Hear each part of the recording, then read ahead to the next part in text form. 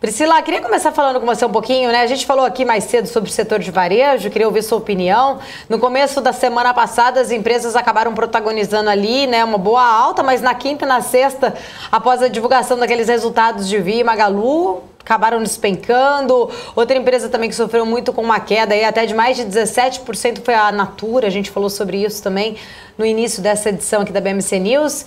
E eu queria entender um pouquinho as suas perspectivas para este setor, com todas essas altas de juros, inflação, né? Todas essas questões até que a gente estava pontuando aqui, além desses desempenhos menores, né, na parte de vendas, volume de serviços. Você acha que a reação do mercado foi proporcional aos resultados ou você acha que teve ali um pouquinho de exagero? Eu já vou responder a última, depois eu faço a linha de raciocínio da primeira. Acho que sim, acho que a gente está vendo alguns exageros, né? O mercado está muito arisco, vamos dizer assim, né? E os movimentos, eles estão muito esticados, né? A gente está vendo um aumento, esse momento que a gente está vivendo, a gente vê a volatilidade, não a volatilidade dos dias, a gente vê a volatilidade, né, entre os dias. Então a gente acorda, né, o mercado abre, está subindo 2, depois ele volta, e da tarde ele sobe de novo. E também uma dispersão muito grande, né, do desempenho dos próprios papéis. Então, acho sim que tem uma questão de exagero, mas eu acho que algumas fichas foram caindo para o mercado nessas últimas semanas. Acho que a gente vinha num processo, né, quando começou todo esse ruído político, fiscal, né, onde você tinha um cenário de que o mercado trabalhava com um cenário de que a economia está recuperando, né, a economia está reacelerando, principalmente os setores que foram mais impactados pela pandemia, com a reabertura da economia, iam ser beneficiados, os setores que você tinha um consumo em V, teriam uma alavancagem operacional positiva, e expectativas muito positivas, né, de demanda reprimida, consumo no Black Friday, no Natal, no quarto trimestre. E muito se discutia, né? A gente escutou muita gente dizer: quando você tiver você está com uma pressão muito grande no mercado, né? O mercado está muito barato, a bolsa está muito descontada, e quando você descomprimir, né, esse cenário, ou você tiver uma definição de qual é o tamanho do rombo do teto, vai ser 90 bi, é 100 bi, ou quando você tiver a aprovação da PEC dos precatórios, você tirar esse ruído do cenário, você tem espaço para essa bolsa recuperar. E um dos pontos que se discutia muito de o que é que pode fazer essa bolsa subir. Uma das coisas que se falava era o fluxo de gringo, né, fluxo de estrangeiro, que tem vindo bastante para a Bolsa. E o segundo ponto é a temporada de resultados. A temporada de resultados vai trazer resultados muito favoráveis e isso pode impulsionar a Bolsa. Eu acho que a gente viu uma temporada de resultados muito diferente do que a gente viu nos Estados Unidos, por exemplo, né? Quando a gente olha a Bolsa Americana, mais de 80% das empresas que divulgaram os resultados do S&P divulgaram surpresas positivas, o restante foi basicamente neutro, né? E pouca surpresa negativa. E não foi isso que aconteceu aqui no Brasil, né? Então, acho que o primeiro ponto a mencionar é isso, né? A gente teve em torno de, né, metade das empresas trazendo algum resultado positivo. Esse resultado foi basicamente em lucro, né, em lucratividade, e não necessariamente em vendas, né? Ou seja, não mostrando que a economia estava recuperando muito forte, mas sim as empresas, né, em função de alavancagem operacional, de uma série de ganhos de eficiência que elas tiveram durante a pandemia, conseguiram expandir lucratividade nesse momento. E a gente teve mais ou menos um quarto até agora, né, a gente tem hoje alguma coisa a ser divulgada ainda para fechar os balanços do terceiro TRI, mais ou menos um quarto das empresas trouxeram resultados negativos.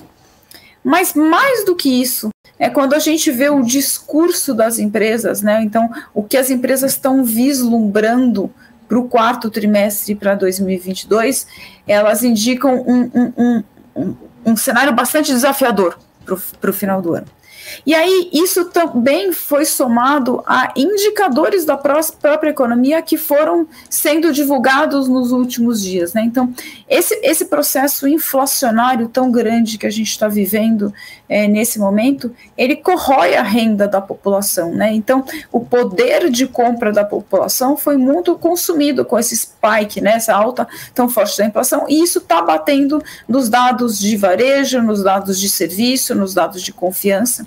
Então, foi uma sequência de dados mostrando que a economia está enfraquecendo, que todo este contexto, né, vamos lembrar que não só a gente teve uma inflação, existia uma expectativa esse ano onde muito se discutiu a história de inflação transitória, é temporária, né, aqui, lá fora, onde você teria uma alta da inflação, um pico de inflação do segundo trimestre e depois essa inflação arrefeceria para o restante do ano. E não foi isso que aconteceu.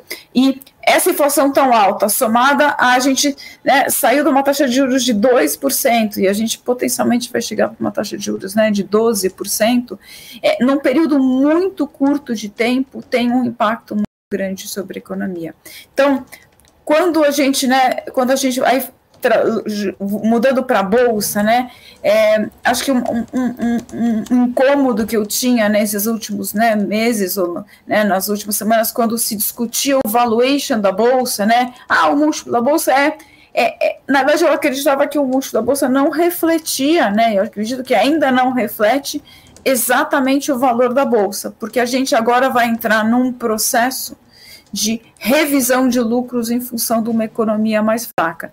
E isso vai acontecer agora, está acontecendo agora em função, seja do discurso ou dos dados, dos resultados que foram trazidos nesse terceiro trimestre, seja nos dados que a gente está vendo da própria economia. Então, é um cenário bastante desafiador, e aí, mais importante do que nunca, é importante que a gente consiga analisar companhia por companhia, e entender a dinâmica de cada uma delas, Então, vamos pegar, por exemplo, Magazine Luiza, como exemplo do que aconteceu na semana passada.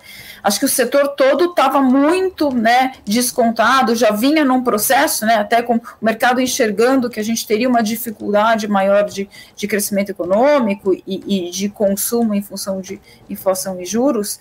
O setor sofreu muito. E aí, semana passada, um dado sobre e-commerce, mostrando que, na verdade, a gente teve, no final do terceiro tri, começo do quarto tri, ainda um volume de transações, o volume de comércio eletrônico muito forte, e impulsionou muito a Magazine Luiza, Não vamos esquecer que ela, no meio da semana, tinha subido seus 12%, 13%. Aí, quando a gente quebra, na realidade, o resultado de Magazine Luiza, a gente vê que o resultado do e-commerce foi um resultado bem resiliente. A grande dificuldade que o Magazine Luiza enfrentou foram nas lojas físicas. Então, mais importante do que nunca, a gente precisa olhar companhia por companhia e conseguir entender neste cenário mais desafiador e também no momento onde a gente está tendo transformações estruturais do comércio, do varejo, quem pode sair vencedor de um processo como esse, porque os fortes tendem a ficar mais fortes e os fracos tendem a ficar pelo caminho, Os pequenos varejistas, os pequenos comércios tendem a não se sustentar num cenário como esse. Então, é importante conseguir fazer a análise mais no detalhe, separar o joio do trigo, e acho que mais do que nunca tem oportunidade na Bolsa para a gente fazer o tal do stock picking,